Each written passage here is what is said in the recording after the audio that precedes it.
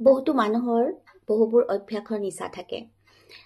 নিচা বা এডিকশ্যনক আমি সাধাৰণতে বেয়া বুলি কওঁ, কিন্তু বেয়া অভ্যাসৰ নিচা বেয়া, কিন্তু ভাল অভ্যাস যদি আমাৰ নিচা হয়, এডিকশ্যন হয়, তেতিয়া কিমান ভাল হ'ব ভাবি চাওকচোন। বিশিষ্ট সাহিত্যিক গদ্যকাৰ হোমেন বৰগোহাঞিদেৱৰ বিষয়ে যিসকলে জানে, তেওঁলোকে জানে যে তেওঁ স্বাস্থ্য সম্পৰ্কে কিমান সচেতন আছিল।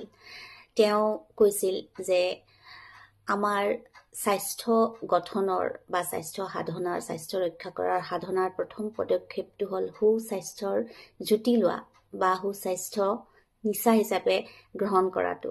আহকচোন আমি সকলোৱে কু অভ্যাসৰ নিচা, ৰাগিয়াল বস্তুৰ নিচা, এলাহ বা অৱসাদৰ নিচা আঁতৰাই সুস্বাস্থ্য গঢ়াটো এটা নিচা হিচাপে লওঁ। সুস্বাস্থ্য হ'ল আমাৰ জীৱন জীয়াই থকাৰ